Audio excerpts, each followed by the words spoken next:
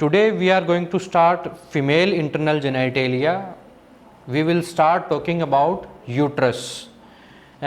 Once we start female internal genitalia, once we start seeing internal genitalia, we will start seeing from this side. This is labia minora.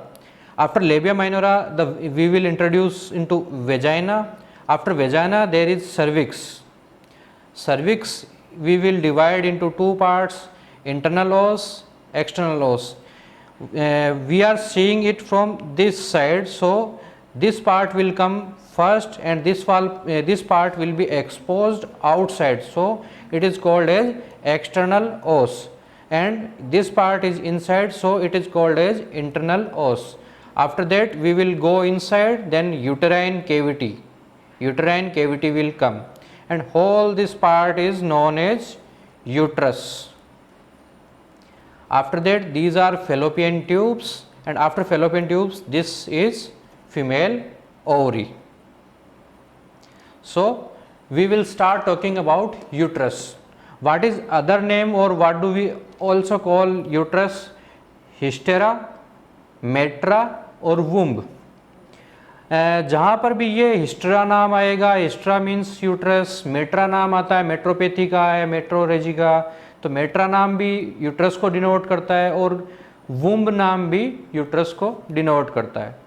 Uterus को काट के बाहर निकालना hysterectomy, hysterectomy मतलब uterus काट के बाहर निकालना. तो ये सारे के सारे यूट्रस के दूसरे नाम हैं. हिंदी में हम इसको गर्भाशय भी बोलते हैं.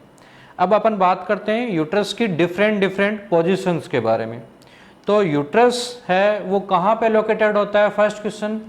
तो यूट्रस की जो लोकेशन होती है वो होती है ट्रू पेल्विस केविटी में. किन ऑर्गन्स के बीच में लोकेटेड होता है, तो ये होता है अपना यूरिनरी ब्लैडर और रेक्टम के बीच में. यूरिनरी ब्लैडर का क्या काम होता है, जो यूरिन बनता है किडनी द्वारा फिल्ट्रेशन के द्वारा, जो यूरिन बनता है उसको जो जिस जगह पे इकट्ठा करके रखा जाता है उसको अपन बोलते हैं यूरिनरी ब्लैडर, और पीछे से जहाँ से डेफिकेशन होता है, जहाँ से स्टूल्स पास करे जाते हैं, उस पार्ट को अपन बोलते हैं रेक्टम. इन दोनों के बीच में ही नॉर्मली यूट्रस प्रेजेंट होता है.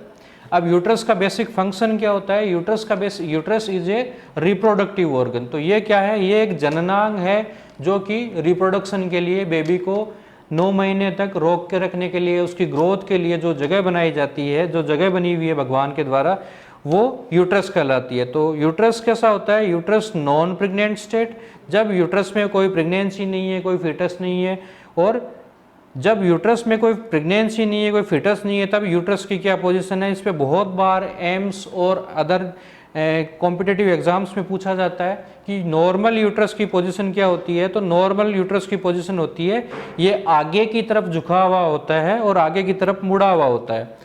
तो इसको अपन बोलते हैं एंटेवर्टेड और एंटेफ्लेक्स्ड.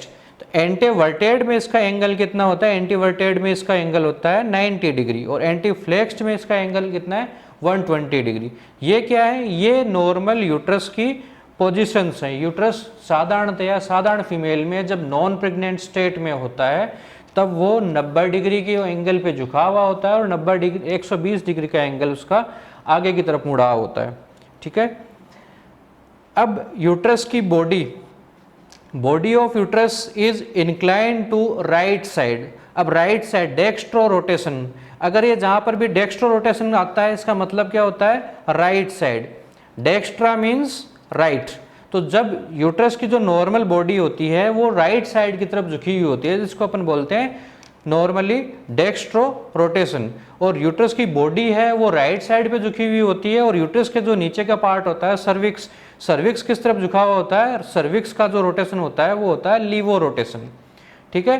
तो बॉडी ऑफ यूट्रस होता है दैट इज डेक्स्ट्रो रोटेशन, और सर्विक्स की जो डायरेक्शन होती है that is levo rotation. Levo means left side में झुका हुआ. ठीक है.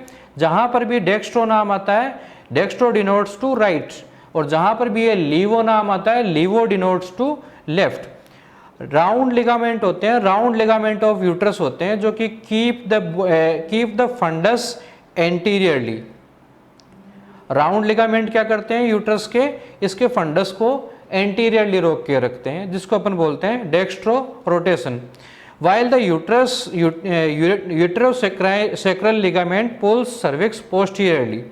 तो पोस्टीरियरली पीछे की तरफ वो खींच के रखते हैं, जिससे कि उसमें कैसा एंगल आता है, लीवो रोटेशन।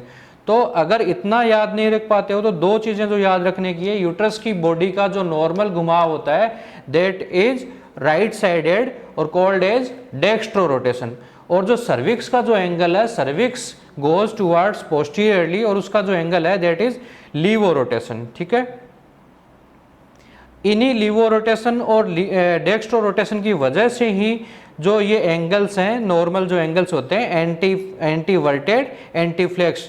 तो क्वेश्चन ये पूछा जाता है कि what is normal uterus, how does normal uterus reside. तो normal uterus is anteverted and anteflexed. तो आपको क्या याद रखना है, एंटे, एंटे मतलब एंटीरियर, आगे की तरफ उसका झुकाव होता है। ठीक है, अब ये तो हो गई नॉन प्रेग्नेंट स्टेट की बात। उसके बाद में अपन बात करते हैं प्रेगनेंसी स्टेट में। तो ड्यूरिंग प्रेगनेंसी यूट्रस जो होता है, यूट्रस साधारणतः एक सिकुड़ा हुआ बैग होता है।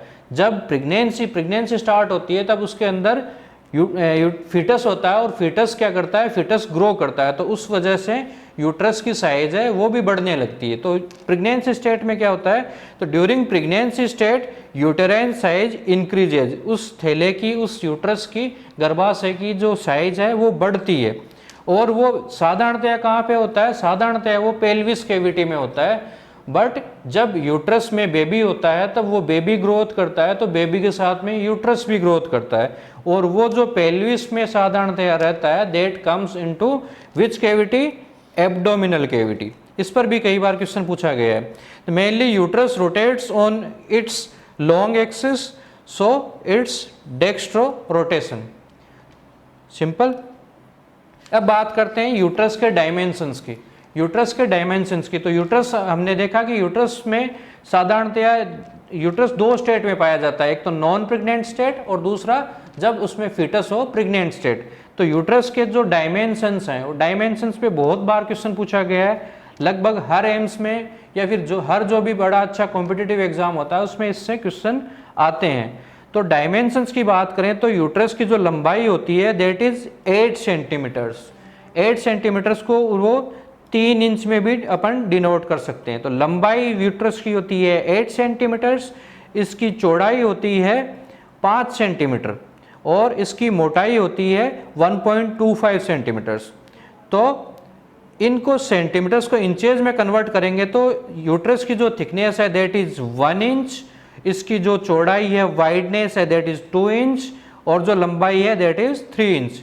तो इसको कैसे याद रख सकते हैं आप लोग, इसको आप याद रख सकते हैं 1, 2 एंड 3।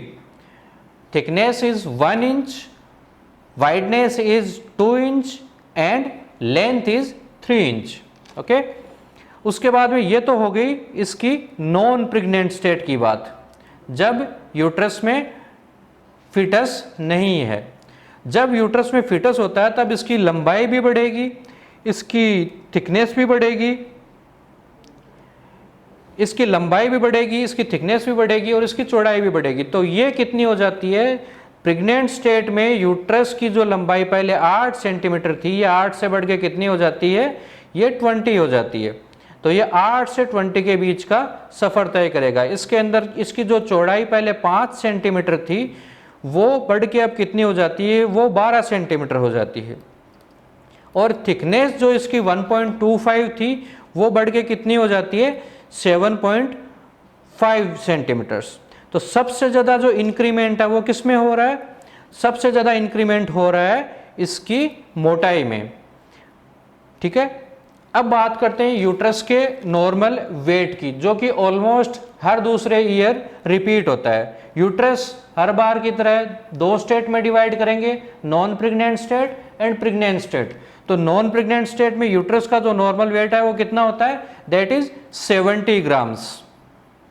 वही जब यूट्रस प्रेग्नेंट स्टेट में होता है तब प्रेग्नेंट स्टेट में यूट्रस का वजन कितना होता है, ये होता है 1000 ग्राम्स। तो ये 1000 ग्राम्स वजन है, ये हम कब चेक करते हैं, ये टर्म के टाइम पे चेक करा जाता है।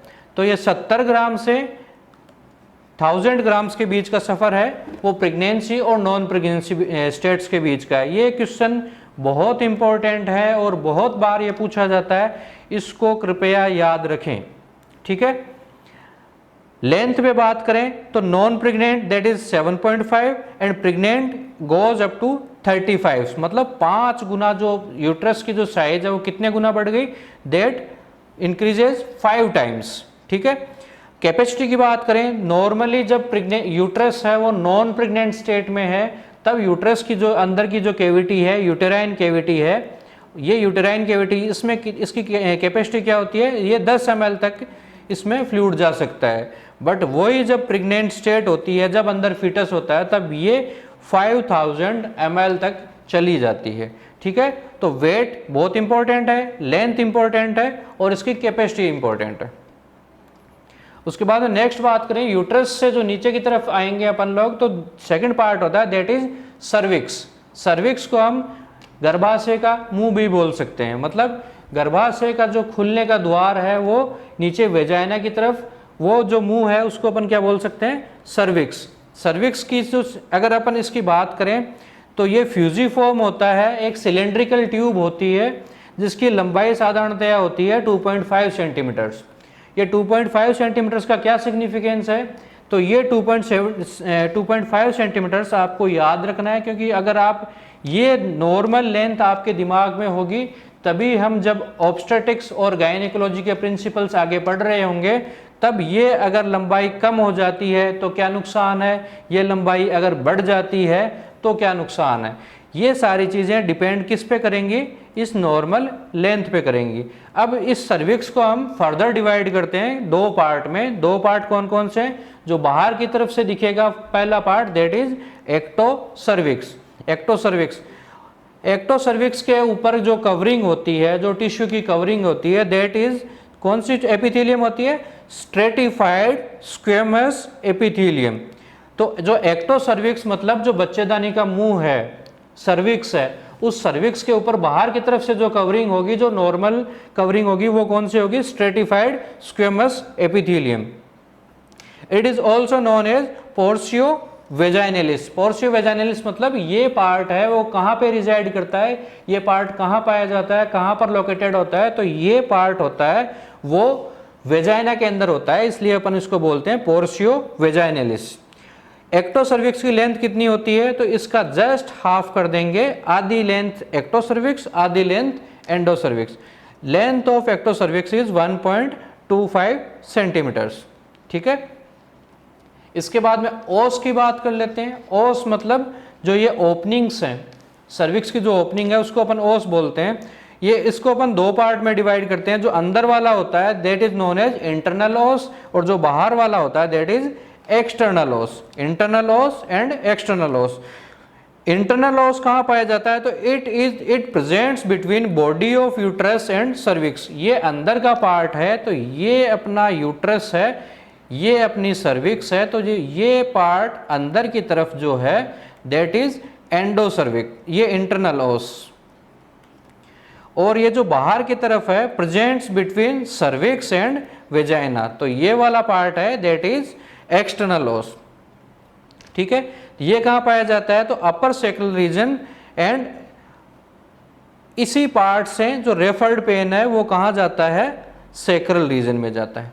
फीमेल्स जो कैंसर सर्विक्स से पीड़ित रहती हैं, जो इंडिया के रूरल पॉपुलेशन में मोस्ट कॉमनली पाया जाने वाला कैंसर है, उस कैंसर से पीड़ित फीमेल्स की सबसे बड़ी कंप्लेंट क्या होती है, उनको कमर दर्द होता है। जो कमर दर्द होता है, उस कमर दर्द का कारण क्या है, कमर दर्द का कारण है ये जो एक्सटर्नल ओस है, इस एक्सटर्नल ओस का जो रेफर्ड पेन है वो कहाँ जाता है, अपर सेक्रल रीजन में जाता है। ये अपर सेक्रल रीजन में जाने की वजह से ही जो फीमेल्स जिनमें कार्सिनोमा सर्विक्स है, जो कि भारत की ग्रामीण परिवेश की महिलाओं में सबसे साधारणतया पाया जाने वाला कैंसर है, उसमें सबसे कॉमनली दर्द या कॉमन प्रेजेंटेशन क्या होगी, तो ये एक कॉमन प्रेजेंटेशन होगी।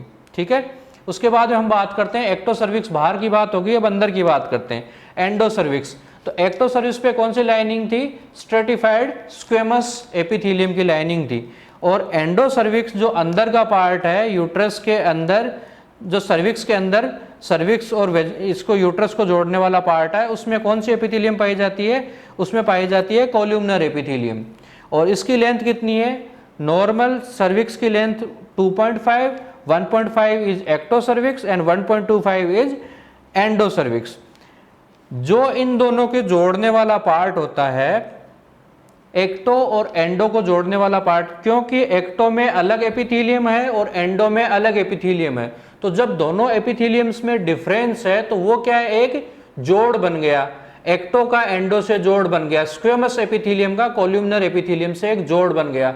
और जैसा कि हम सब साधारणतया जानते हैं, अगर आप किसी भी चीज को तोड़ना चाहते हो, कोई भी चीज तोड़ते हो, तो वो टूटती सबसे कॉमनली कहां से है? जहां पर उसका जोड़ बना हुआ है, क्योंकि जोड़ है वो एक वीक पार्ट होता है। तो सेम जो बॉडी का डिफेंस मैकेनिज्म है, उसमें एक्टो सर्विक्स को जो एंडो सर्विक्स से जोड़ते हैं, इन दोनों का जो जुड़ाव होता है, स्क्वेमस एपिथेलियम का कोल्यूमनर एपिथेलियम से जो जुड़ाव होता है, उस पार्ट में सबसे पहले कैंसर सेल्स एराइज होंगी। सबसे पहले कैंसर कहां पे एराइज होगा? तो जो स्क्वेमस एपिथेलियम है वो कोल्यूमनर एपिथेलियम में जहां कन्वर्ट हो रही है, जो उनके जोड़ वाला पार्ट है, that will be most commonly affected part. ठीक है, तो the squamous columnar junction, squamous columnar junction समझ पा रहे हैं? एक्टो सर्विक्स वाला स्क्वेमस और एंडो सर्विक्स वाला कोल्यूमनर, तो इन दोनों का जो जंक्शन बनेगा, इन दोनों का जो जोड़ बनेगा, that is known as transformation zone. Transformation zone के बारे में क्यों जोर दिया जा रहा है? क्योंकि भारतीय जो फीमेल्स हैं, जो रूरल फीमेल्स हैं, उनमें साधारणतया सर्वाइकल कैंसर पाया जाता है। और वो सर्वाइकल कैंसर है, वो अराइज कहाँ से होगा, वो उसकी उत्पत्ति कहाँ से होगी, वो पैदा कहाँ से होगा, वो बनेगा कहाँ पे सबसे पहले? तो ये वो जोन है ट्रांसफॉर्मेशन जोन, जहां पर स्क्वेमस एपिथेलियम है वो कोल्यूमनर एपिथेलियम में चेंज हो रही है। और ये इस जोन की लेंथ कितनी होती है? बहुत छोटा सा जोन है, 5 से 10 मिलीमीटर का ये जोन है। इस जोन में कैंसर सबसे पहले बनेगा, इसीलिए इस पार्ट पे इतना जोर दिया जाता है। एक्टो को एंडो से जोड़ने वाले जोन में सबसे पहले सर्वाइकल कैंसर बनेगा। ठीक है, is the most vulnerable part of cervix for cervical carcinoma. जब हमें पता है कि ये मोस्ट वल्नेरेबल पार्ट है, सबसे कॉमनली कैंसर यहाँ पर बनेगा, तो इस पार्ट की जांच करके हम वो कैंसर होने से रोक सकते हैं या फिर उसको अर्ली स्टेज में डिटेक्ट कर सकते हैं। इसीलिए इस पे इतना जोर दिया जाता है, इतना स्ट्रेस दिया जाता है। इसके बारे में डिटेल्ड जब हम सर्वाइकल कैंसर्स के बारे में बात करेंगे, तब इसके बारे में और डिटेल से पढ़ेंगे। बट आपको याद क्या रखना है? एक्टो और एंडो सर्विक्स के पार्ट हैं, उन दोनों को जो जोड़ने वाला पार्ट है, जो बीच वाला ट्रांसफॉर्मेशन जोन है, वहाँ पे मोस्ट कॉमनली कार्सिनोमा अराइज होता है। और ये बहुत बार क्वेश्चन पूछा गया है और ये पूछा जाता रहेगा, क्योंकि ये एक कॉमन प्रॉब्लम है और कॉमन फीमेल प्रॉब्लम है। और कुछ समय पहले तक भारत में ये माना जाता था कि इंडिया में, इंडियन फीमेल्स में सबसे कॉमन कैंसर कौन सा है? तो सर्वाइकल कैंसर माना जाता था। हालांकि ये कॉन्सेप्ट अब चेंज हो गया है और इस कॉन्सेप्ट की जगह अब भारत में भी ब्रेस्ट कैंसर ने ले ली है। भारतीय फीमेल्स में भी सबसे कॉमनली पाया जाने वाला कैंसर ब्रेस्ट कैंसर है और सेकंड नंबर पे बात करें तो ये वाला है। बट अगर आज भी ये पूछा जाता है कि भारतीय फीमेल्स में, भारतीय रूरल फीमेल्स में, मतलब जो महिलाएं ग्रामीण माहौल में रहती हैं या फिर गाँवों में रहती हैं, उनमें सबसे कॉमन कैंसर कौन सा है? तो आज भी क्वेश्चन का आंसर यही होगा, सर्वाइकल कार्सिनोमा। ठीक है, तो it is the particular arrangement of cervical mucosa is known as cervical arbor uteri. ये ब्रांचेज ऑफ ट्री की तरह दिखती हैं, इसलिए इसका नाम दे रखा है सर्वाइकल एर्बोर यूटेरी। इसके बारे में भी बहुत बार क्वेश्चन पूछा गया है, तो कृपया इस पे भी ध्यान दें। ठीक है, अब सर्वाइकल म्यूकोसा की बात कर लें। यूट्रस का जो मुंह है वो बाहर की तरफ सर्विक्स के द्वारा खुलता है। कहां पर? वेजाइना में खुलता है। ठीक है, this is vagina, this is cervix. तो सर्विक्स, ये वेजाइना में वेटनेस है, वेजाइना के जो फंक्शंस हैं उसमें इंपॉर्टेंट फंक्शन क्या है? एक लुब्रिकेशन का। जब स्पर्म्स हैं वो एंटर करते हैं यहाँ से, तो वो ऊपर की तरफ ट्रेवल करते हैं। ऊपर की तरफ जब ट्रेवल करते हैं तो उनको एक अनुकूल माहौल चाहिए। अनुकूल माहौल मतलब वहाँ पर उनको मॉइस्ट एनवायरनमेंट चाहिए। तो ये जो सर्वाइकल म्यूकस है, सर्वाइकल म्यूकस की कुछ प्रॉपर्टीज के बारे में बात करते हैं। तो सबसे पहले सर्वाइकल म्यूकस है, उसको सीक्रेट कौन करता है? तो cervical gland secrete cervical mucus. इसकी नॉर्मल क्वांटिटी कितनी है? तो ये पर डे 20 से 60 ml फॉर्म होता है, 20 से 60 ml सर्वाइकल म्यूकस है वो बनता है। और इसकी पीएच कैसी होती है? पीएच के बारे में भी क्वेश्चन पूछा गया, तो ये स्लाइटली एल्केलाइन होता है। ठीक है। कॉम्पोजिशन की अगर बात करें तो सर्वाइकल म्यूकस में क्या क्या पाया जाता है? सर्वाइकल म्यूकस में वाटर होता है, NaCl होता है, फ्रक्टोज होता है। फ्रक्टोज का क्या काम है? Fructose this will give energy to sperms. जो स्पर्म्स वेजाइना के थ्रू एंटर होंगे, उन स्पर्म्स को यहाँ तक का, आगे तक का ट्रेवल सफ़र करने के लिए जो ऊर्जा चाहिए होगी, जो एनर्जी चाहिए होगी, वो कहाँ से मिलेगी? वो फ्रक्टोज से मिलेगी। ठीक है। इसके अंदर और क्या पाया जाता है? तो म्यूकोप्रोटीन पाया जाता है। ये आपसे सिंगल चॉइस भी पूछा जा सकता है क्वेश्चन, और मल्टीपल करेक्ट आंसर वाले ऑप्शंस में भी दे सकते हैं। इसके बारे में याद क्या रखना है? कहाँ से सीक्रेट होता है, इसकी नॉर्मल क्वांटिटी कितनी होती है, और इसका कॉम्पोजिशन क्या है। ठीक है। जब हम आगे मेंस्ट्रुअल साइकिल की बात करेंगे, तब मेंस्ट्रुअल साइकिल के बारे में बात करेंगे। उस समय मेंस्ट्रुअल साइकिल में 2 फेज पाए जाते हैं, एक होता है फॉलिकुलर फेज और दूसरा होता है सिक्रेटरी फेज। तो फॉलिकुलर फेज है, फॉलिकुलर फेज होता है वो अर्ली जो 13 डेज का होता है। अगर एक फीमेल की मेंस्ट्रुअल साइकिल को हम 28 दिन की कैलकुलेट करते हैं, जो कि साधारणतया होती है, तो उसमें शुरुआत के 13 दिन वो होते हैं फॉलिकुलर फेज, और जो लास्ट के 15 से 28 दिन होते हैं, these are known as secretory phase. ये हम डिटेल में जब मेंस्ट्रुअल साइकिल, इससे नेक्स्ट चैप्टर जब हम कर रहे होंगे मेंस्ट्रुअल साइकिल, तो उसमें हम ये डिटेल में पढ़ेंगे। फॉलिकुलर फेज में क्या होता है? फॉलिकुलर फेज में सर्टेन हार्मोन होते हैं, ईस्ट्रोजेंस होते हैं। ईस्ट्रोजेंस क्या करते हैं? और मेनली एफएसएच के अंडर में ईस्ट्रोजेंस काम कर रहे होते हैं, जो कि यूट्रस की अंदर की मोटाई बढ़ा रहे होते हैं, जो एंडोमेट्रियम की लेयर है उसको थिक बना रहे होते हैं। तो जो फॉलिकुलर फेज है उसके बारे में कई क्वेश्चन पूछे जाते हैं। तो ये कैसी फेज है? ये प्री ओवुलेटरी फेज है। अब तक ओवुलेशन हुआ नहीं है, ओवुलेशन से होने पहले वाली जो फेज है दैट इज फॉलिकुलर फेज। इसमें क्या होता है? इसमें सर्विक्स की जो म्यूकस निकलती है that is thin, watery and abundant, electrolyte rich but proteins are less. ये इसके कैरेक्टरिस्टिक है। Ferning pattern is present on drying of cervical mucus. अभी हमने देखा कि सर्वाइकल म्यूकस है वो कहाँ से सीक्रेट हो रही है? सर्वाइकल म्यूकस सीक्रेट हो रही थी सर्वाइकल ग्लैंड से, और सर्वाइकल ग्लैंड से जब ये म्यूकस सीक्रेट हो जाता है, तब इस सीक्रेटेड म्यूकस को हम एक स्लाइड पे लेके उसको ड्राई करके देखते हैं। उसको ड्राई करके जब देखते हैं तब कैसा पैटर्न आता है? तब एक फर्न ट्री का पैटर्न आता है। इसके बारे में बहुत बार क्वेश्चन पूछे जाते हैं कि ये कौन सी स्टेज में होता है? तो ये फॉलिकुलर फेज में होता है। फॉलिकुलर फेज किसके अंडर में चल रही होती है? तो ये अंडर ईस्ट्रोजन इफेक्ट होती है, ईस्ट्रोजन के अंडर इफेक्ट ये चल रही होती है। स्पिन बारकेट और stretchability is more than 10 centimetres. Spinnbarkeit और स्ट्रेचेबिलिटी, जब सर्वाइकल म्यूकस जो सीक्रेट हो रहा है, उस सीक्रेटेड म्यूकस को हम अगर अपनी 2 फिंगर्स के बीच में या फिर इंडेक्स फिंगर और थंब के बीच में लेके उसको हम फैलाकर देखेंगे, तो उसके बीच में रेसे बनते हैं। उसके बीच में क्या होता है? एक जोड़ सा बना होता है, एक रेसा सा बनता है, तो उसको हम स्ट्रेचेबिलिटी बोलते हैं। ये स्ट्रेचेबिलिटी कितनी होती है? तो ये 10 सेंटीमीटर्स होती है। कौन से फेज में? फॉलिकुलर फेज में।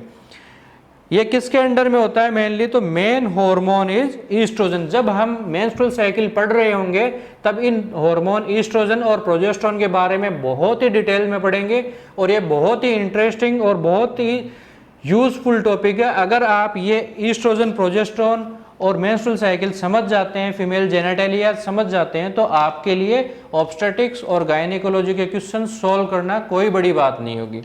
ठीक है। नेक्स्ट बात करते हैं अपन सीक्रेटरी फेज। तो शुरुआत के 13 दिन थे, तब ईस्ट्रोजन हाई थे। अब ईस्ट्रोजन्स का काम हो गया, तो ईस्ट्रोजन्स ने कमान किसको दे दी? प्रोजेस्टेरोन्स को दे दी। तो ये सीक्रेटरी फेज है। सीक्रेटरी फेज में मेन हार्मोन कौन सा है? तो मेन हार्मोन इज प्रोजेस्टेरोन। अब प्रोजेस्टेरोन के अंडर में इसके अंदर क्या क्या चेंजेज होंगे, तो प्रोजेस्टेरोन हार्मोन के अंडर में सीक्रेटरी फेज होगी। सीक्रेटरी फेज कौन सी होती है, तो अगर 28 दिन की एक नॉर्मल मेंस्ट्रुअल साइकिल मानते हैं हम, तो शुरुआत के 13 दिन वाली फॉलिकुलर फेज हो गई, और 15 से जो 28 दिन वाली जो फेज है दैट इज सीक्रेटरी फेज हो गई। अब आप पूछ सकते हैं कि ये 13 दिन है, ये 15 से 28 दिन है, तो ये 14वां दिन कहाँ गया, तो ये जो 14th डे है, ये 14th डे हम नॉर्मली मानते हैं कि एक 28 दिन की अगर किसी फीमेल की साइकिल है, मेंस्ट्रुअल साइकिल है, तो उस साइकिल में जो 14वां दिन होगा, द 14th डे होगा, तो 14th डे बहुत इंपॉर्टेंट डे होगा जिस दिन ओवुलेशन होगा, तो वो इसमें इंक्लूड नहीं करी गई है। तो 15 डे से 28 डे के बीच में सीक्रेटरी फेज होगा, ये पोस्ट ओवुलेटरी फेज होगा, चूंकि 14वें दिन पे ओवुलेशन हो गया, तो ओवुलेशन के बाद वाली फेज होगी, ओवुलेशन के बाद में पोस्ट ओवुलेटरी फेज। अभी तक जो सर्वाइकल म्यूकस थिन थी, वाटरी थी, अबंडेंट थी, वो कैसी हो जाएगी, थिन से थिक हो जाएगी, स्केंटी हो जाएगी और टिनेसियस हो जाएगी। ठीक है, यहाँ पर प्रोटीन्स कम थे बट यहाँ पर प्रोटीन्स बढ़ जाएंगे। जो फर्निंग पैटर्न यहाँ पर अगर हम किसी स्लाइड पे उस म्यूकस को लेकर ड्राई करके देख रहे थे, तो जो फर्निंग पैटर्न बन रहा था वो फर्निंग पैटर्न है, वो अब सीक्रेटरी फेज में चला जाएगा, दैट विल बी लॉस्ट। और जो स्पिन बारकेट या जो स्ट्रेचेबिलिटी हम दो फिंगर्स के बीच में उस म्यूकस को लेके फैला के देख रहे थे, तो जो स्ट्रेचेबिलिटी 10 सेंटीमीटर थी, स्पिन बारकेट इज फ्रस्ट्रेटेड, वो कम हो जाएगी। इसमें कौन सा हार्मोन था, प्री ओवुलेटरी, ओवुलेशन से पहले मेन हार्मोन होता है ईस्ट्रोजन, और ओवुलेशन के बाद में कौन सा हार्मोन मेन होता है, तो प्रोजेस्टेरोन। तो प्रोजेस्टेरोन क्या करेगा, प्रोजेस्टेरोन सीक्रेटरी फेज करवाएगा। अगर ये ओवम लकी है और फर्टिलाइजेशन हो जाता है, स्पर्म आके इससे मिल जाता है, तो ये किस में कंटिन्यू हो जाएगा, ये प्रेगनेंसी में कंटिन्यू हो जाएगा। और ये प्रेगनेंसी का जो मेन हार्मोन होता है वो कौन सा होता है, दैट इज प्रोजेस्टेरोन। अब बात करें कुछ चेंजेस की, सर्विक्स के चेंजेस के बारे में, तो ड्यूरिंग प्रेगनेंसी के दौरान क्या होता है कि जो सर्विक्स होती है, सर्विक्स कैसी हो जाती है, सॉफ्ट हो जाती है। Softening of cervix due to increased blood supply, उसमें ब्लड सप्लाई बढ़ जाती है, क्यों, क्योंकि यूट्रस है, यूट्रस के अंदर क्या है, अभी फीटस है, तो उस फीटस को ग्रो करने के लिए एक्स्ट्रा न्यूट्रिशन चाहिए, उसको एक्स्ट्रा एनर्जी चाहिए, उसको एक्स्ट्रा एनर्जी चाहिए, तो वो कहाँ से मिलेगी, मदर से मिलेगी। और मदर से कैसे मिलेगी, प्लेसेंटा के थ्रू एक्स्ट्रा ब्लड से मिलेगी। मदर से एक्स्ट्रा ब्लड है वो फीटस में जाएगा, तो जो ये पार्ट है, इस पूरे पार्ट की क्या हो जाएगी, ब्लड सप्लाई बढ़ जाएगी। और इस दौरान अगर हम पर वेजाइनल एग्जामिनेशन करके देखेंगे तो ये सर्विक्स कैसी होगी, दैट विल बी सॉफ्ट। ठीक है, इसके बारे में भी क्वेश्चन पूछा जाता है कि प्रेगनेंसी के दौरान सर्विक्स कैसी होगी, तो that will be soft. And accumulation of fluids between collagen fibres of cervix is known as Goodell's sign. ये अगर आपको याद नहीं है तो ये बहुत पोटेंशियल क्वेश्चन है, इसको आपको बाय हार्ट याद रखना चाहिए, मग इट अप कर लेना चाहिए, रट्टा मार लेना चाहिए, क्योंकि ये बहुत बार पूछा जाने वाला क्वेश्चन है। व्हाट इज गुडल साइन, तो Goodell sign is softening of cervix. ये आगे जब हम प्रेगनेंसी के चेंजेस पढ़ेंगे तब उसमें और डिटेल से पढ़ेंगे, प्रेगनेंसी के क्या क्या साइंस होते हैं उनके बारे में डिटेल से पढ़ेंगे। ठीक है, during pregnancy cervix erosion, erosion मतलब उस पर कट लगना, उस पर चोट लगना, सर्विक्स के ऊपर चोट लगना, बार बार प्रेगनेंसी के दौरान बार बार इस पर चोट लग सकती है। सर्विक्स के ऊपर जो सर्विक्स का जो जोन था, जो वीक जोन था, स्क्वेमो कोलिमनर जो जंक्शन बन रहा था, उस जंक्शन पे भी अगर सेल्स में चेंजेस हो जाते हैं, एक्टोपी हो जाती है, तो वो क्या करेगा, वो सर्विक्स को मेलिग्नेंट चेंजेस कर देगा, उसके अंदर क्या पैदा कर देगा, उसके अंदर कैंसर पैदा कर देगा। ठीक है, ये सर्वाइकल कैंसर की हम इतनी बात क्यों कर रहे हैं, क्योंकि ये बहुत ही कॉमनली पाया जाने वाला कैंसर है रूरल फीमेल्स में। और जो हम लोग मोस्टली इंडियन मेडिकल प्रोफेशनल्स हैं, बीएससी नर्सिंग वाले स्टाफ नर्स, वो जो भी पेरीफेरी में काम करेंगे तो उनको ये पॉइंट्स ध्यान में रखने होते हैं कि ये एक कॉमन फीमेल प्रॉब्लम है जिसके लिए आपको वहाँ की पॉपुलेशन है वो पूछ सकती है, आपको ये पता होना चाहिए। Cervical erosion is caused by under effect of, कौन से हार्मोन के अंडर इफेक्ट होता है, तो मोस्टली ये ईस्ट्रोजन हार्मोन्स के अंडर में होता है। आगे अपन बात करते हैं फिजियोलॉजिकल ल्यूकोरिया। ल्यूकोरिया का मतलब क्या होता है, ल्यूको जहां पर भी टर्म दे दें, ल्यूको मीन्स क्या होता है, वाइट। ये कॉमन फीमेल्स की प्रॉब्लम है। कॉमनली जैसे आप हिस्ट्री लेंगे, पेशेंट से पूछेंगे, फीमेल से बात करेंगे, तो उनके पास में एक कॉमन वाइट डिस्चार्ज की कंप्लेंट रहती है, जो फिजियोलॉजिकल भी हो सकती है और पैथोलॉजिकल भी हो सकती है। फिजियोलॉजिकल आपको ध्यान में होनी चाहिए, क्योंकि ड्यूरिंग प्रेगनेंसी क्या होता है, by the effect of progesterone hormone which causes increase secretion of cervical mucus. Cervical mucus जो हमने पढ़ा था कि सर्वाइकल ग्लैंड से जो सीक्रेट होता है, और मैंने आपको बताया था हार्मोन ऑफ प्रेगनेंसी कौन सा है, प्रोजेस्टेरोन। तो प्रोजेस्टेरोन हार्मोन क्या करेगा, प्रोजेस्टेरोन हार्मोन है वो सीक्रेटरी एक्टिविटी बढ़ाता है। ये हम डिटेल में मेंस्ट्रुअल साइकिल में पढ़ेंगे। तो जब फिजियोलॉजिकल ये सीक्रेटरी एक्टिविटी बढ़ाता है, तो उस दौरान म्यूकस प्लग पास हो सकते हैं, जो कि फिजियोलॉजिकल है, उनमें कोई बीमारी नहीं है, कोई पैथोलॉजी नहीं है। जब पैथोलॉजी नहीं है तो हमें उनको ठीक करने की या ट्रीटमेंट की भी कोई आवश्यकता नहीं है। सिर्फ मरीज को एश्योरेंस देना है, मरीज को ये बताना है कि ये साधारणतया सब में होता है। कौन से हार्मोन के अंडर में होता है, तो प्रोजेस्टेरोन हार्मोन के अंडर में होता है। और इस कंडीशन को हम बोलते क्या है, तो व्हाइट कलर का डिस्चार्ज है, तो इसको इसलिए हम इसको क्या बोलेंगे, ल्यूकोरिया। ठीक है। During labour this thick cervical secretions come from cervix with blood is known as show. ये एम्स 2016 में पूछा गया क्वेश्चन है, व्हाट इज शो। तो during labour thick cervical secretions, ये थिक सर्वाइकल सिक्रेशंस क्यों है, under progesterone effect. Under progesterone effect क्या होगा, सिक्रेशन सब सिक्रेटरी फेज में है, तो सिक्रेटरी फेज में ये क्या होगा, ये म्यूकस प्लग सर्विक्स से ब्लड के साथ में बाहर निकलेगा, तो इसको हम क्या बोलेंगे, शो। अब हम थोड़ी सी बात, जब सर्विक्स की बात कर ही रहे हैं, तो सर्विक्स के बारे में एक कॉमन टर्म यूज करी जाती है ओबीजी में, सर्वाइकल इफेसमेंट। सर्वाइकल इफेसमेंट मतलब meaning thinning and taking up to cervix by the lower segment. Uterus एक बैग है जिसका मुंह, उस थैले का मुंह किसने बंद कर रखा है, सर्विक्स ने। तो जब डिलीवर, जो ये बेबी अंदर ग्रो कर रहा था, ये टर्म पे पहुंच गया, टर्म पे पहुंचने के बाद में इस बेबी को बाहर आना है, तो बाहर आने के लिए इस थैले का मुंह है वो चौड़ा करना पड़ेगा, वो चौड़ा होगा तभी ये बेबी बाहर आ सकता है। तो ये जो थैले का मुंह खुलने वाली प्रोसेस है, ये जो बैग ओपनिंग की प्रोसेस है, that is cervical effacement, thinning and taking up to cervix by the lower segment of uterus. Uterus का जो लोअर सेगमेंट है वो यहाँ तक आ जाता है, वो पूरा वाइड ओपन हो जाता है ताकि बेबी है वो बाहर आ सके। ठीक है। In primary gravida effacement proceeds dilatation, in multipara effacement and dilatation occurs simultaneously. मतलब प्राइमरी ग्रेविडा में इस इफेसमेंट मतलब ये नीचे की तरफ आएगा, आने के बाद में इसमें क्या होगा, डायलेटेशन होगा। और ये इफेसमेंट और डायलेटेशन जैसे जैसे पारा बढ़ता जाता है, जैसे जैसे नंबर ऑफ डिलीवरीज बढ़ती जाती हैं, वैसे वैसे ये इफेसमेंट और डायलेटेशन एक साथ होने लग जाता है। इसीलिए जब प्राइमरी ग्रेविडा जब डिलीवर कर रही होती है तब सी टेक्स मोर टाइम, और मल्टीपारा होता है उसमें जो लेबर वाला स्टेज होता है वो कट शॉर्ट हो जाता है, उसमें टाइम कम लगता है। तो उनके बीच का फर्क है वो सर्वाइकल इफेसमेंट से समझ सकते हैं। उसके बाद में अपन बात करते हैं lower part of uterus, isthmus.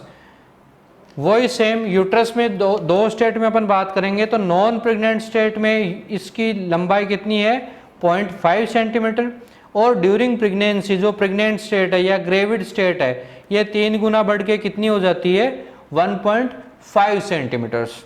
ठीक है। Isthmus given rises to formation of lower uterine segment. ये जो यूट्रस का जो नीचे वाला हिस्सा होता है, ये जो मैं बार बार बना रहा हूं, दिस इज यूट्रस, ये this denotes to uterus. Actual लग नहीं रहा है बट ये this assume this is uterus, ये आपकी फेलोपियन ट्यूब्स हो जाएंगी, और ये lower part this is vagina. Okay. So isthmus given rise to formation of lower uterine segment, it's formation begins at the 12th week of gestation. बहुत commonly पूछा गया question, कि ये इसका फॉर्मेशन, इसकी लंबाई का बढ़ना कब स्टार्ट होता है, तो 12 वीक पे स्टार्ट होता है and fully form during labour wet it measures to 7.5 to 10 centimetres. ठीक है। During lower segment caesarean section the transverse incision is made on the lower segment. ये लोअर सेगमेंट पे ही बना के हम इंसिजन लगा के बेबी को आउट करते हैं। कौन से में? LSCS में। जब भी कोई कॉम्प्लिकेटेड डिलीवरी हो या फिर पेल्विस की साइज प्रॉपर नहीं हो, बिग फीटस हो, ये हम आगे पढ़ेंगे डिटेल में। तो LSCS में इंसिजन है वो कहाँ पे लगाया जाता है? तो लोअर पार्ट पे लगाया जाता है। कैसा इंसिजन लगाया जाता है? वर्टिकल के ट्रांसवर्स? तो ट्रांसवर्स इंसिजन लगाया जाता है। ठीक है। अब ये जो लोअर पार्ट है, इस लोअर पार्ट पे क्या होता है? फीटस को मदर से कनेक्ट करने वाली स्ट्रक्चर प्लेसेंटा। ठीक है। अब अगर प्लेसेंटा ऊपर चिपकी हुई है, यहाँ पर है, बेबी यहाँ पर है, तो कोई परेशानी नहीं है। बट ये प्लेसेंटा अगर यहाँ की बजाय ये जो सर्विक्स इस्थमस वाला पार्ट है यहाँ पर आकर चिपक जाए, तो इसको हम क्या बोलेंगे? Placenta previa. Placenta previa. Placenta impacted और अटैच्ड इन लोअर सेगमेंट, मतलब ये अपर सेगमेंट और ये लोअर सेगमेंट। तो लोअर सेगमेंट में या सर्विक्स के मुंह के पास में या फिर जो ये इस्थमस वाला पार्ट है इसके पास अगर आके ये चिपक जाती है प्लेसेंटा, तो इसको हम कौन से प्लेसेंटा बोलेंगे? Placenta previa. ठीक है। प्लेसेंटा प्रीविया के बारे में डिटेल में हम आगे पढ़ेंगे। तो लोअर यूटेराइन सेगमेंट है poor retractile property so results in PPH। ये यहाँ पर चिपक गई और पहली चीज या तो डिलीवरी नहीं हो पाएगी या फिर डिलीवरी से पहले क्या होगा? ये जब यहाँ पे इफेसमेंट हो रहा होगा, डायलेटेशन होगा, तो सबसे पहले ये पार्ट अगर डिटैच हो गया तो बच्चे को न्यूट्रिशन नहीं मिलेगा, ऑक्सीजन नहीं मिलेगी और फीटस में डाई। तो हमें क्या करना पड़ेगा? या तो इसमें सीजरिन सेक्शन करके हम बच्चे को आउट निकाल लेंगे, या फिर अगर मान लो डिलीवरी हो गई नॉर्मली, ये अगर इफेसमेंट के दौरान ये ऊपर की तरफ चली गई और डिलीवरी भी हो गई, तो इन लोअर इसमें कॉम्प्लिकेशन क्या रहेगी? पोस्टपार्टम हेमरेज, मतलब ब्लीडिंग बहुत एक्सेसिव होगी इस वजह से। The function of isthmus during pregnancy is to retain embryo and foetus by its sphincteric action. ये एक, अगर आप, ये यूट्रस है, यूट्रस एक बैग की तरह मान लें, फिटस यहाँ पे आराम से लेटा हुआ अपनी नॉर्मल ग्रोथ अटेन कर रहा है, ये यहाँ पर प्लेसेंटा चिपका हुआ है, तो ये वाला पार्ट क्या करेगा? इसको मैच्योर होने से पहले या फिर टर्म होने से पहले या 40 वीक से पहले इसको ऊपर की तरफ रोक के रखेगा। तो ये किस तरीके का काम करेगा? ये एक स्फिंक्टर की तरह इसको पकड़ के रखेगा ताकि बेबी वो ऊपर की तरफ ही रहे, यूट्राइन कैविटी में रहे। If the sphincter becomes weak और dilate then it will result into habitual और रिकरेंट अबॉर्शन। मतलब क्या हुआ? ये एक स्फिंक्टर था जिसने ऊपर की तरफ माने तो ये यूट्रस था, ये बेबी है पूरा यूट्रस बेबी, और ये क्या, ये अगर मान लो हमारा स्फिंक्टर टाइटली बंधा हुआ है, टर्म तक बेबी चला गया, टर्म के बाद में बेबी डिलीवर हो जाता है, कोई परेशानी नहीं है। बट ये अगर ये पार्ट ही कमज़ोर है, ये स्फिंक्टर ही कमज़ोर है, तो जैसे ही बेबी का वेट बढ़ेगा या फिर जैसे ही इस पर प्रेशर लगेगा तो ये बेबी आउट हो जाएगा। तो ये फिटस जो आउट हो जाएगा इसको हम क्या बोलते हैं? हैबिचुअल और रिकरेंट अबॉर्शन। बीमारी क्या है? स्फिंक्टर का वीक हो गया है या फिर स्फिंक्टर है वो डायलेट हो गया है। ये सिंपल एग्जांपल हम गुब्बारे से समझ सकते हैं। गुब्बारा जब हम फर्स्ट टाइम फुलाते हैं तब पूरा बड़ा फुला लेते हैं और उसका जो गुब्बारे के आगे का जो मुंह होता है वो टाइट रहता है, उसको हम पकड़ के रखते हैं पीछे की तरफ, पूरा हवा भरी हुई रहती है, हवा बाहर नहीं निकलती।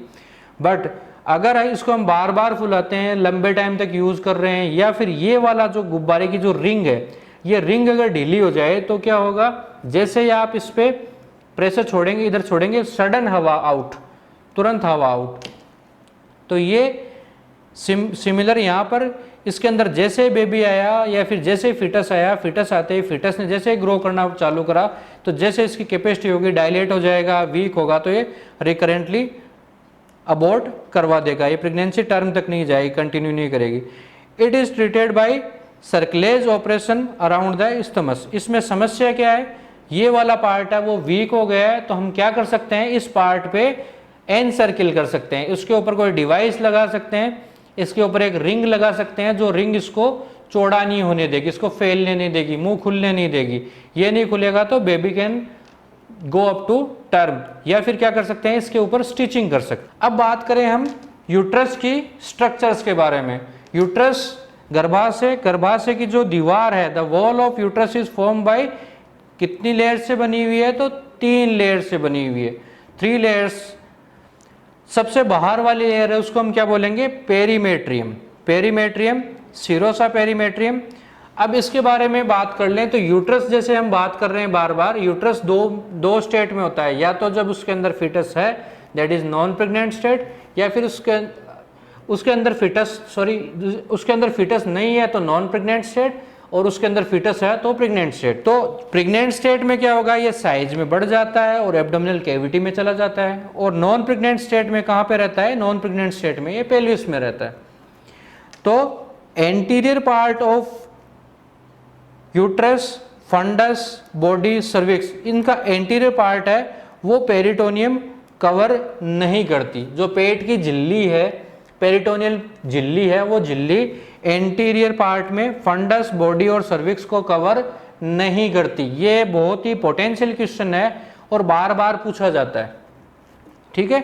तो पेरिटोनियम पेरिटोनियम नाम की झिल्ली है, वो कौन कौन से पार्ट को कवर करती है, तो it covers posterior part of fundus, ये फंडस एंटीरियर नहीं करती, पोस्टीरियर करती है। बॉडी एंटीरियर नहीं करती, पोस्टीरियरली करती है। सर्विक्स एंटीरियरली कवर नहीं करती, but posterior part of cervix is covered by peritoneum, ठीक है। लेटरल जो फैलता है ये हम आगे डिटेल में पढ़ेंगे ब्रॉड लिगामेंट के बारे में।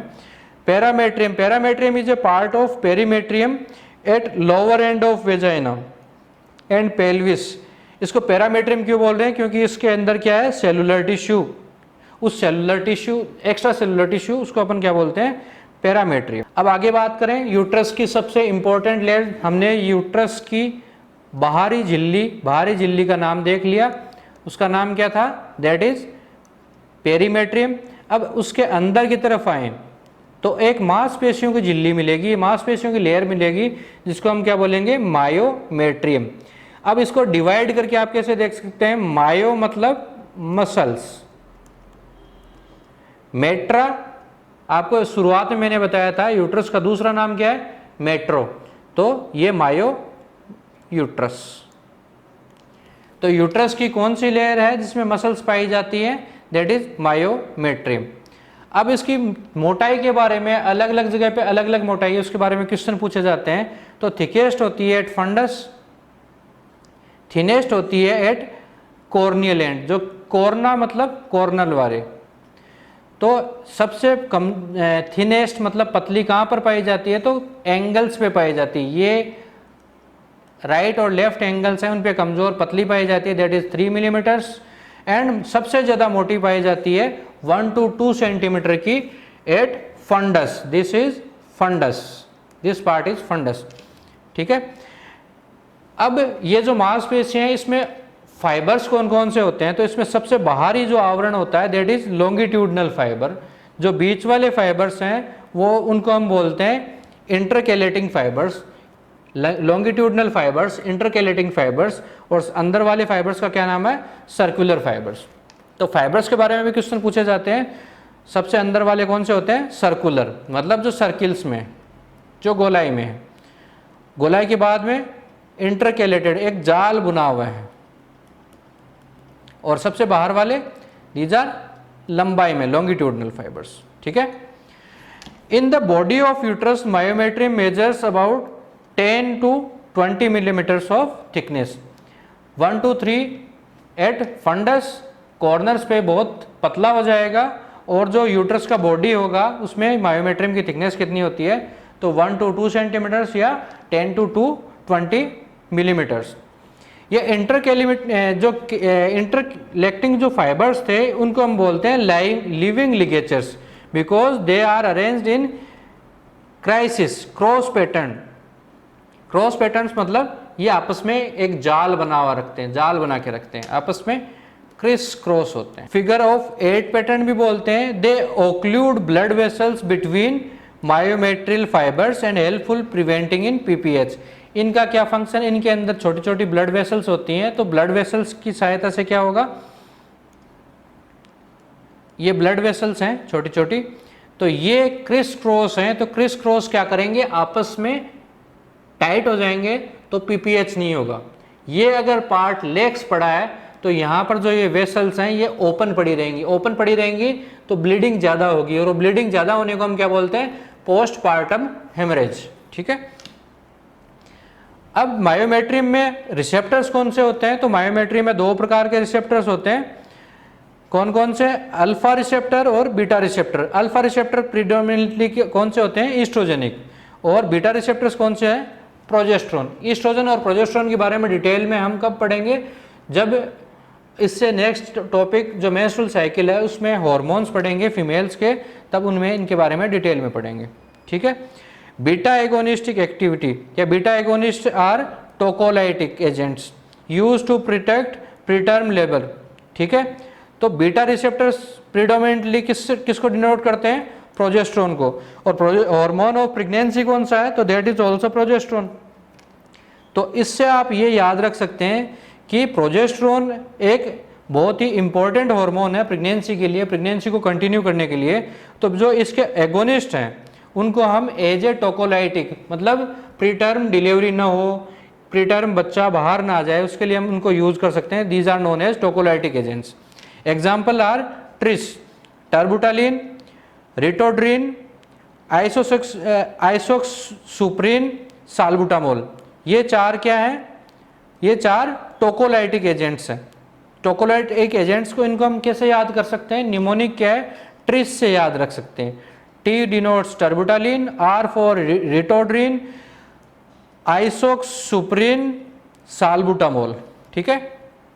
आगे हम बात करते हैं यूट्रस की सबसे बाहरी परत की बात कर ली, पेरीमेट्रियम की बात कर ली, उसके बाद में जो मांसपेशियों की परत है उसकी बात कर ली, उसके बाद हम बात करते हैं अंदर की परत की। तो अंदर की परत का नाम क्या है, एंडो। एंडो मतलब अंदर की, इनर। मेट्रम, मेट्रियम, मेट्रा आपको मैंने स्टार्टिंग में बताया था, यूट्रस। तो जो यूट्रस के अंदर की लेयर होगी that will be known as endometrium. Question पूछा जाता है inner most layer of uterus, तो आंसर क्या होगा, एंडोमेट्रियम। नाम में इसका आंसर छिपा हुआ है। अगर आपने ये ढंग से पढ़ लिया, एंडो मीन्स अंदर की परत, तो एंडोमेट्रियम अंदर की परत। ठीक है। अंदर की परत है, इसके ऊपर सेल्स कौन सी होती हैं, तो कॉलमनर सेल्स। जो सर्विक्स पर जो चेंजेस, एंडो सर्विक्स से जो लेयर स्टार्ट हुई थी वही लेयर इसमें अंदर कंटिन्यू हो रही है। उस लेयर का नाम क्या था, कॉलमनर लेयर, तो columnar sales. This layer is also hormone dependent, particularly progesterone. Endometrium है, एंडोमेट्रियम क्या करती है, एंडोमेट्रियम जो यूट्रस की सबसे अंदर की परत है, जो यूट्रस का सबसे अंदर का आवरण है, that is known as endometrium. और एंडोमेट्रियम है तो इसमें सेल्स कॉलमनर है, और प्रेगनेंसी के लिए यूट्रस का बेसिक फंक्शन क्या है, प्रेगनेंसी को कंटिन्यू करना, नई लाइफ बनाना। तो हार्मोन ऑफ प्रेगनेंसी कौन सा होता है, दैट इज प्रोजेस्टेरोन। ये हर एक पॉइंट अपने आप में क्वेश्चन है, बार बार रिपीटेडली यही क्वेश्चंस पूछे जाते हैं, और स्टूडेंट्स इन्हीं में बार बार गलती करते हैं, जबकि ऐसा करने की बिल्कुल जरूरत नहीं है। आप एक बार बेसिक कॉन्सेप्ट समझिए कि बेसिकली हो क्या रहा है, बेसिकली फंक्शन क्या है। तो जैसे ही आप बेसिकली फंक्शन समझ जाते हैं तो आंसर करना आपके लिए बहुत ईजी हो जाएगा। तो ये इस परत का, यूट्रस का main function to continue pregnancy, और प्रेगनेंसी के लिए हार्मोन कौन सा है, तो प्रोजेस्टेरोन। तो प्रोजेस्टेरोन के लिए सबसे डिपेंडेंट ये जो लेयर है किस हार्मोन पे डिपेंडेंट रहेंगी, तो प्रोजेस्टेरोन पे। During pregnancy endometrium change into decidua. Pregnancy में क्या होता है कि बच्चे को मदर से जोड़ना है, तो बच्चे को मदर से जोड़ना है तो अंदर की जो परत है उस पर आके एक झिल्ली चिपकेगी जिसको हम बोलते हैं प्लेसेंटा। अब प्लेसेंटा क्या करेगी, प्लेसेंटा इसके ऊपर आके चिपकेगी, तो चिपकेगी तो ये किस में चेंज हो जाएगी, डेसिडुआ में। ये आगे हम जब ऑब्स्टेट्रिक्स पढ़ रहे होंगे उस टाइम पे और डिटेल में पढ़ेंगे। ठीक है। एंडोमेट्रियम की लेयर्स के बारे में बात करें तो endometrium consist of 2 layers. Stratum basalis that is inner layer, basalis जहां पे आ जाता है बेस मतलब इनर, और सुपरफिशियल जो ऊपर की तरफ है, जो मेंस्ट्रुअल साइकिल में शेड ऑफ होती है। बेसिलिस शेड ऑफ नहीं होगी, सुपरफिशियल है, it shades of during menstrual cycle, जो हम डिटेल में जब मेंस्ट्रुअल साइकिल पढ़ रहे होंगे तब इसके बारे में डिटेल में पढ़ेंगे। ठीक है। Stratum basalis again make the stratum superficialis. अब जो बेसल लेयर थी उसके ऊपर सुपरफिशियल लेयर थी। सुपरफिशियल लेयर मैंने आपको बोल दिया कि ये जब मेंस्ट्रुअल साइकिल है तब मेंस्ट्रुअल साइकिल खत्म हो गई, यूट्रस को प्रेगनेंसी कंटिन्यू नहीं हुई या फिर प्रेगनेंसी हुई ही नहीं, तो उस टाइम पे क्या होगा, मेंस्ट्रुअल साइकिल ब्लीडिंग स्टार्ट हो जाएगी और ये जो बेसिलिस ये सुपरफिशियल लेयर है वो शेड ऑफ हो जाएगी, ये बाहर निकल जाएगी, ओस से वेजाइना और वेजाइना से बाहर। तो अब अगली बार अगले महीने भी ये तो सेम फंक्शन करेगी, ये अगले महीने भी वेट करेगी, ये प्रेगनेंसी होगी, तो अगले महीने प्रेगनेंसी के लिए वेट करते टाइम ये लेयर जो सुपरफिशियल लेयर ये तो चली गई, ये फिर से कहाँ से बनेगी, तो ये बनेगी स्ट्रेटम बेसिलिस से। ठीक है। अब रेशियो के बारे में कुछ क्वेश्चंस पूछे जाते हैं कि ratio of cervix and body of uterus before puberty and after puberty at puberty. Before puberty मतलब जब फीमेल है वो एज में कम है, प्यूबर्टी नहीं आई है, फीमेल नहीं बनी है, फीमेल हॉर्मोन्स नहीं बनना स्टार्ट हुए हैं, तो उस टाइम पे सर्विक्स और जो बॉडी ऑफ यूट्रस है उसका रेशियो क्या रहेगा, सर्विक्स बड़ी है, यूट्रस की कैविटी छोटी है। प्यूबर्टी पे ये रिवर्स हो जाएगा और रिप्रोडक्टिव एजेस में ये बढ़ जाएगा, 1:3 हो जाएगा, 1:4 हो जाएगा, और मेनोपॉज के बाद में रेशियो है वो डिस्टर्ब हो जाएगा, बॉडी और सर्विक्स दोनों ही एट्रोफीड हो जाएंगे। हम अब यूट्रस की ब्लड सप्लाई के बारे में बात कर लेते हैं। यूट्रस ब्लड लेता कहाँ से है, तो यूट्रस को जो सप्लाई करने वाली आर्टरीज हैं उनका नाम है uterus uterine arteries and ovarian arteries. ये ब्लड सप्लाई होने के बाद में जो विनस ड्रेनेज के बारे में बात करें तो यूट्रस को जो ड्रेन करने वाली वेन्स है उनका नाम भी यूटेराइन और ovarian veins. Uterine when drain into internal iliac when. ठीक है। ओवेरियन वेन कहाँ ड्रेन करती है, तो जो लेफ्ट ओवेरियन ड्रेन है वो करती है लेफ्ट रीनल वेन में और आईवीसी में ड्रेन करती है। राइट ओवेरियन वेन है वो आईवीसी में डायरेक्ट ड्रेन करती है। ये इंपॉर्टेंट क्वेश्चन है, बहुत ही रिपीटेडली पूछे जाते हैं। जब एग्जामिनर को दिमाग नहीं लगाना होता है कि मेरे को क्या क्वेश्चन पूछना है, तब वो इस टाइप के क्वेश्चन आराम से पुटअप करते हैं। अब अगर नर्व सप्लाई की बात करें तो T5 T6 supplies motor supply, T10 और L1 सेंसरी सप्लाई और S2 3 4 पैरासिम्पेथेटिक सप्लाई। इसके साथ में ये यूट्रस के बारे में हम चर्चा खत्म करते हैं। Next topic we will continue.